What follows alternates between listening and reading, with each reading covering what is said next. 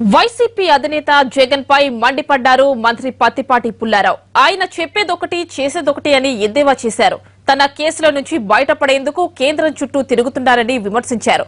ప్రత్యేక హోదా కోసం చిత్తశుద్దితో ముందుకు వెళ్తున్నామన్నారు పత్తిపాటి. స్పెషల్ స్టేటస్ పేరిట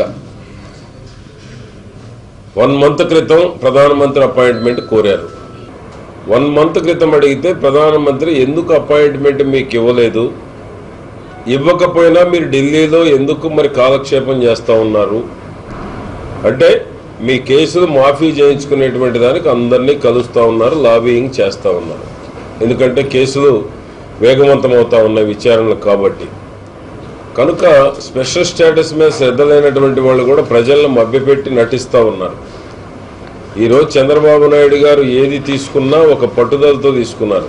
గతంలో ప్యాడీ మద్దతు ధర కోసం ధర్నాలు చేశారు. ఏ కార్యక్రమం తీసుకున్నా కూడా సాధించేంత వరకు కూడా వదిలిపెట్టడం లేదు.